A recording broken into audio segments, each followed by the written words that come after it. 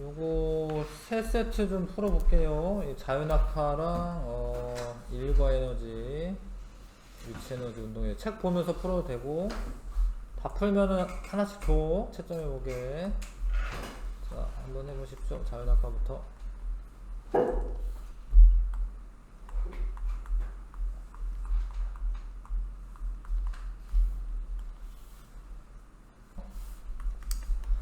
자유낙하입니다. 자유낙하. 자유낙하 하면은 요게 좀 어려울 수 있는데, 시간에 따라 속력은 일정하게 늘어나요. 니은 맞죠? 이거는 등속 운동이기 때문에 아니야. 근데 이게 이동 거리가 여기 좀 어려울 수 있죠. 그러니까 얘가 2차 함수 그래프야. 그러니까 시간이 지나면은 이동 거리가 점점 더 그 간격했던 이동 거리 점점 커지는 거예요. 그래서 하여튼 기억도 맞는 거여가지고 3번 골라 주셔야 되고, 디귿은 아니죠. 속력이 일정한 거니까. 자, 방향이 바뀌는 거 아니고, 방향 안 바뀌잖아요. 방향 쭉 일직선으로 내려오잖아요. 시간과 속력 관계 그래프가 원점을 지나는 직선 모양이다. 자, 어렵죠? 그러니까 시간이랑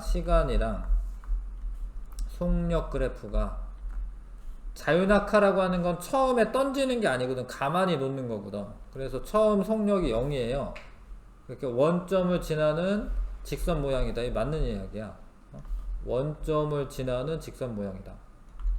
이동 거리가 시간에 비례하는 게 아니고, 그거는 등속 운동. 알짜임이 0인 거 아니고, 중력이 작용하는 거, 중력이 작용하죠. 그 다음에 힘의 방향과 공의 운동 방향 같다. 그러니까 운동 방향이랑 힘의 방향 같은 거지? 이해가시죠?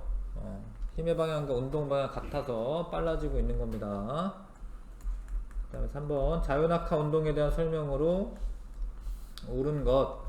자, 운동 방향과 반대 방향으로 중력 작용하는 거 아니고요. 낙하하는 동안 물체 속력 증가하는 거고, 운동 방향과 힘의 방향이 같은 거, 이게 맞아요. 속력이 일정하게 증가하는 거고, 낙하하는 동안 속력이 감소하다 증가하고, 이거 아니고 3번 답이고요. 자, 근데 이거는 1초 지나니까 속력이 9.8이고 속력이 점점 어떻게 돼? 이렇게 증가하죠? 그러니까 자유낙하하는 거, 자유낙하 하는 거는 뭐야? 지금 진공에서 가만히 떨어뜨리면은 공기 저항 없이 중력만 받아서 떨어지니까 자유낙하죠? 5번이고, 높은 곳에서 자유낙하 시킨 물체가 속력이 일정하게 증가하여 4초 후에 39.2m/s가 되었다. 처음 높이 얼마나? 어렵죠? 어려운데 그래프로 그리는 거예요. 이렇게. 원래 이거 고등학교 가면 이제 그래프 그려서 이렇게 풉니다. 이렇게. 그러니까 4초 지났어. 4초 동안에 속력은 얼마가 됐다고요? 39.2. 그러니까 이 밑면의 넓이 구하면은 이동거리 그래프가 이동거리거든요. 그렇죠? 그래서 삼각형이니까 2분의 1 하시고 4 곱하기 39.2. 그래서 78.4 나오겠네. 78.4. 네. 되지요? 네. 그래프 그려서 푸시면 됩니다. 밑면의 넓이가 높이니까, 이동거리니까. 자, 그 다음에 쇠구슬과 깃털이 낙하 시간이 다른 이유. 원래는 같아야 되는데 지금 다르다 이거잖아요. 진공에서는 같이 떨어졌다고 되어 있구나. 그래서 모두 운동 방향과 반대 방향으로 공기 저항이 작용했다. 모두는 아니고 나가 그렇죠. 나가. 그러니까 이거는 5번이네요. 공기 저항 없을 때는 동시에 떨어지지만, 깃털이 공기 저항을 많이 받아서 늦게 떨어진다. 5번 답이네. 6번에 5번 답이고, 7번. 자, 요게 이제 진공, 요 공기 중에서 옳지 않은 거라고 되어 있습니다. 가에서 깃털은 쇠구슬에 비해 공기 저항을 더 많이 받는다. 맞죠? 가에서 공기 저항에 따라 물체의 낙하 속력이 달라질 수 있다. 맞죠? 나에서 힘이 작용하지 않았다. 아닙니다. 힘이 작용해요. 힘은 중력이 작용하고 있기 때문에 중력 작용하는 거죠. 나에서 어떤 모양의 물체를 떨어뜨려도 똑같이 낙하된다. 맞습니다. 공기저항이 없을 때. 공기저항이 없으므로 저항이 속력에 영향을 미치지 않는다. 맞네. 3번 답이고. 자, 질량이 다른 물체들을 같은 높이에서 떨어뜨릴 때 공기 저항을 무시한다면 항상 다시 다 동시에 떨어지는 거죠. 그쵸? 자, 그 다음에 요거 일과 에너지 해주시고요. 이것도 다 풀면 주세요. 자, 요거 일과 에너지 먼저 풀어봅니다. 자, 과학에서 일을 한 경우로 볼 수 있는 거, 과학에서 일을 한 경우는 힘이 작용하고 힘의 방향으로 이동을 해야 돼. 근데 아까 전에 여기 들고 서 있다, 이거는 일하는 게 아니라고 했지만, 들어 올린다, 이거는 일하는 거예요. 들어 올리면 힘을 줘서 움직이게 만드는 거잖아요. 책 읽는 건 일하는 게 아니고, 바위 안 움직이면 일하는 거 아니고. 자, 펜을 주워서 책상에 올려놓는다, 이거 일한 거예요. 펜에 힘을 주어서 위로 이동시켰잖아, 그쵸? 기억 리을이 답이고 1번이고요. 답 1번입니다. 그 다음에 5m 이동시킬 때 한 일의 양은 힘 이동거리 그래프에서 밑면의 넓이를 구하시면 되죠. 왜냐면 1이라는 게 힘 곱하기 이동거리거든요. 힘 곱하기 이동거리. 그러니까 5N으로 2m 밀고 갔으니까 여기 10줄이란 거고, 여기 3m를 10N으로 밀고 갔으니까 30줄이란 거고, 더하면 40줄. 각각 구해야 돼. 왜냐면 힘이 다르잖아. 여기 구간 힘이 다르잖아. 3번이 답이고. 그 다음에 이게 킬로그램으로 써져 있으면 9.8배 해주시는 건데, 근데 이게 들어 올린 게 아니구나. 그러니까 이거는 페이크야. 이거를 들어 올린 게 아니라 뭐 어쨌대요? 수평 방향으로 민 거죠? 그러니까 이거랑은 사실 지금은 상관이 없어요. 그러니까 80N의 힘으로 5m를 밀었으니까 이 일은 80N 힘을 줘서 5m를 밀고 갔잖아요. 400줄의 일을 한 거죠. 이해가요? 그러니까 이게 20 나오고 그러면 9.8 곱해야 되고 이럴 것 같지만, 이게 위로 들어 올리면 그렇게 하는 거죠. 위로 들어 올리면. 이거 옆으로 민 겁니다. 5번이 답이고. 물체에 대한 일의 양이 가장 큰 것은 들고 서 있는 거는 일하는 게 아니야. 0이야 0. 이거를 등속으로 1m 들어 올린다. 그러니까 9.8 곱하기 10 곱하기 1, 98줄의 일을 한 거예요. 10N의 힘으로 5m 밀고 간다. 50줄의 일을 한 거예요. 그렇죠? 10N이 물체를 들고 수평으로 움직인다. 이거 100줄 아니고 빵줄이야, 빵줄. 왜냐면 얘는 들기는 위로 들었는데 옆으로 움직였잖아. 수직 방향으로. 그게 빵줄이고, 2kg인 물체를 들고 높이가 3m인 계단을 올라갔다. 올라가죠. 9.8 곱하기 2 곱하기 3 계산하면 되는데, 그 제일 큰 거는 이제 2번이겠네. 답은 2번이 답이고요. 그 다음에 자, 지금 40N의 힘으로 1m 이동시킨 거야. 이 5kg은 지금 계산할 때 써먹지 않아요. 40N의 사실 영향을 주기는 주어도 지금 써먹는 게 아닙니다. 그러니까 40N의 힘으로 1m를 밀고 갔으니까 40줄의 일을 한 거야. 힘 곱하기 이동거리. 바닥에 놓인 100N짜리 애를 책상을 수평 방향으로 50N의 힘을 밀어서 2m 이동시켰다. 그러니까 얘도 마찬가지죠. 무게는 100N이긴 한데 힘은 50N 줘서 옆으로 이동하니까 50 곱하기 2 해가지고 100줄의 일을 하는 겁니다. 자, 그 다음에 질량이 10kg의 물체를 5m 들어 올릴 때 한 일의 양은 10kg이면 9.8을 곱해서 98N이에요. 근데 그거를 5m를 들어 올리기 때문에 490줄의 일을 하겠네. 5번이 답이고요. 그 다음에 8번에 잘 읽으셔야 되는데, 질량 2kg인 가방을 들어. 그럼 이때 이래. 이때 들어서 들 때. 근데 옆으로 이동하는 동안 일을 안 해. 이때는 빵줄. 들 때만 일하는 거, 들 때만. 그러니까 2 곱하기 9.8 곱하기 1m 19.6줄의 일을 하는 거예요. 이해가? 옆으로 이동할 때 힘은 위로 주는데 옆으로 이동하니까 일하는 게 아니야. 들 때만 일하는 거야, 들 때만. 2번 답이고요. 자, 그러니까 요 구분을 잘 하셔야 돼. 10N인데 밀어서 이동시켰어. 이건 좀 어려울 수 있겠네, 얘는.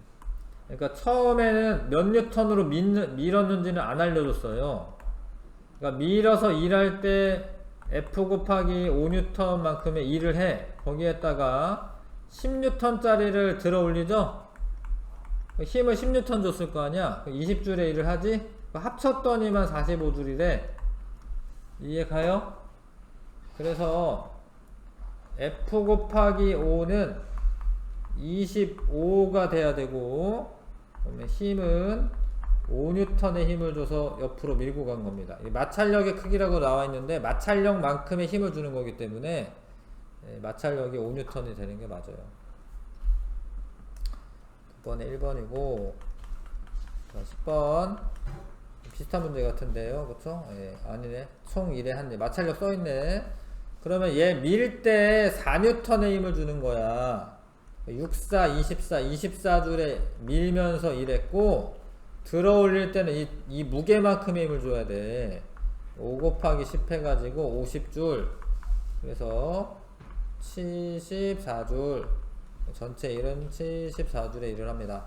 밀 때는 마찰력만큼, 들 때는 무게만큼의 힘을 줘야 됩니다. 자, 일과 에너지에 대한 설명 옳은 것. 자, 에너지의 크기는 측정할 수 없다. 뭐 그런 건 아니고요. 서로 전환되지 않는 게 아니고, 이 에너지는 일의 능률이다. 이거는 뭐 이거 아니고 일을 할 수 있는 능력이고, 요거는 원래 일률이라고 하는 게 있어요. 일률이라고 하는 게 있어요. 에너지는 줄 단위고 일의 단위는 줄 단위야. 뉴턴 단위 아니야. 물체 일을 해주면 물체의 에너지가 증가한다. 이 맞죠? 물체 일을 해주면은 그 물체의 에너지가 증가합니다. 자, 마지막 위치 에너지, 운동 에너지도 풀어주세요. 저 이거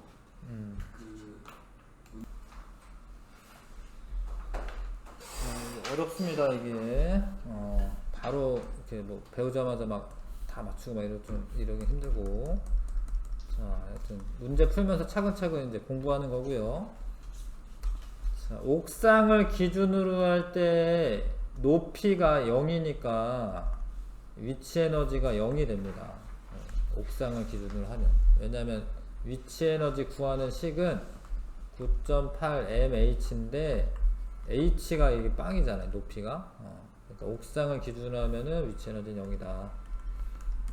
그 다음에 중력에 의한 위치 에너지가 가장 큰 거. 그러니까 식을 쓰고 풀어야 돼. 9.8 mh.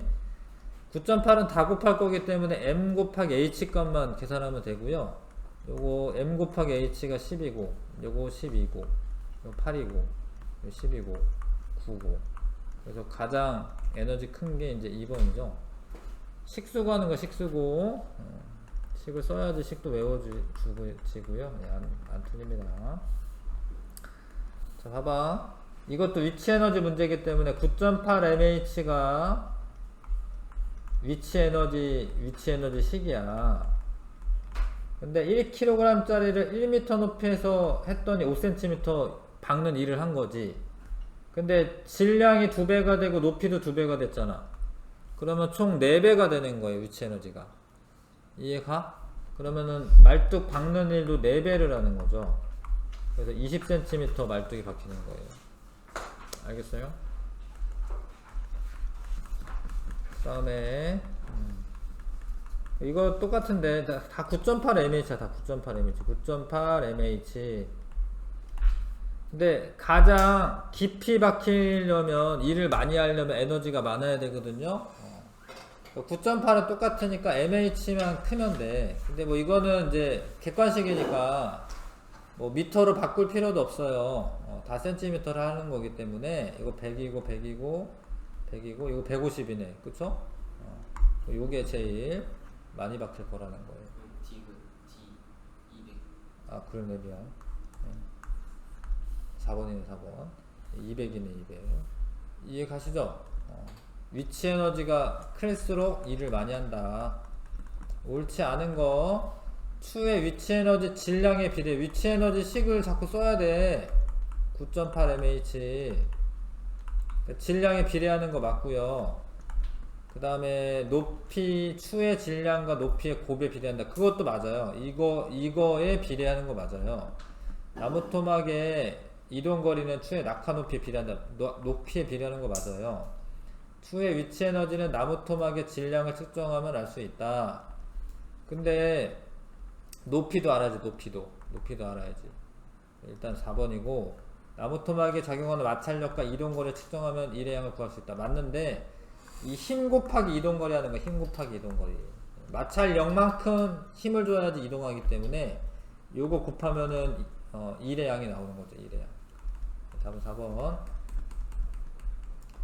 6번에 이것도 이제 위치 에너지랑 관계가 있고요.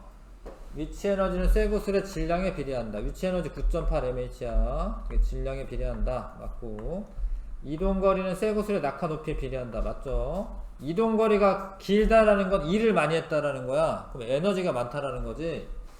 나무 토막이 받는 힘과 나무 토막의 이동거리를 측정하면은 쇠구슬이 한 일을 구할 수 있다. 맞죠, 이게?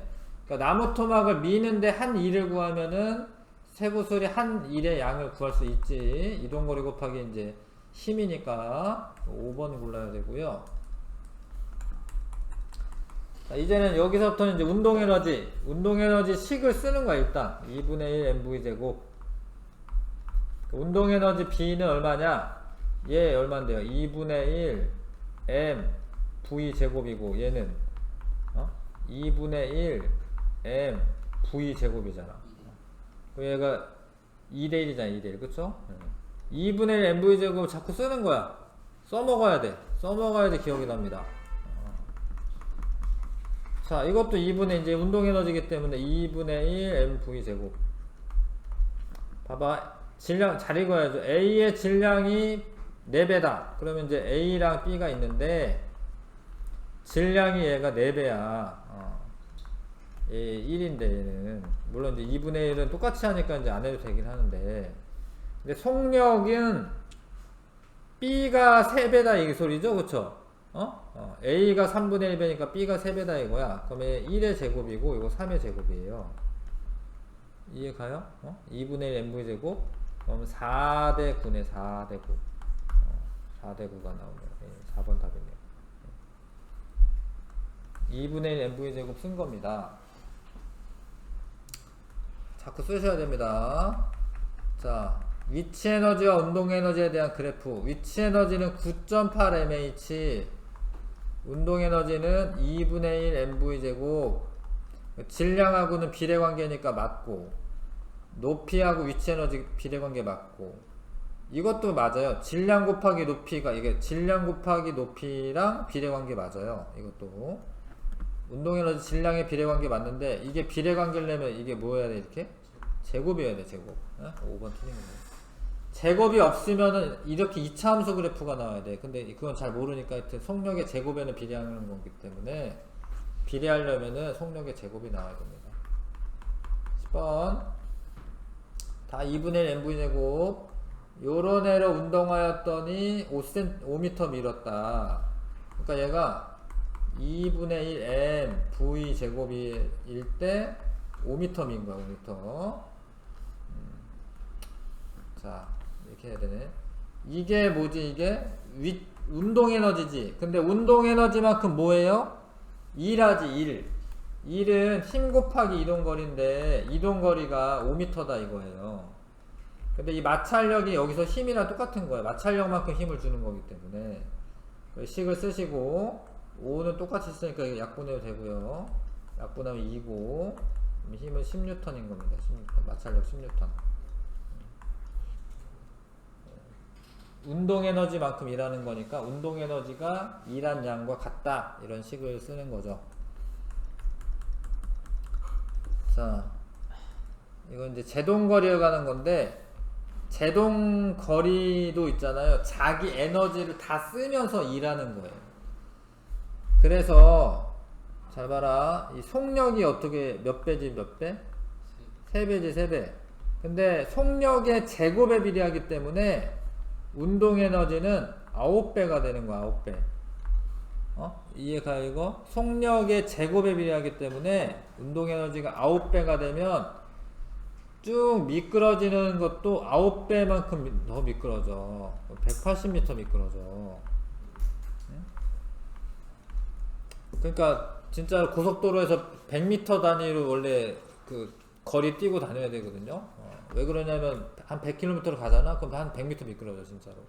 저기에 무슨 사고가 났어. 그럼 내가 멈추려고 해도 100m 가서 멈춰. 그래서 원래 고속도로에서는 이제 그 정도 뛰고 다녀야 돼 원래. 근데 막뭐 딱딱 붙어가지고 막 칼치기 하고 막 이런 사람들이 있거든. 위험하게. 12번 자 운동 에너지와의 관계인데 자 2분의 1 mv 제곱인데 자 가를 물어봤잖아요. 그럼 상황이 비슷한 걸 보는 거야. 이제 속력은 똑같은데 질량이 2배지. 그러면 에너지 2배니까 이거 2배야. 이해 가세요? C랑 D 비교하시면 되죠? 그럼 이제 40cm 밀려납니다. 일하는 양이 40cm 이렇게 2배 되니까 일하는 양이 2배 되니까 됐어요? 됐습니다. 어려운 단어 좀 조금씩 이제 지나가고 있어요. 네, 수고했습니다. 가자.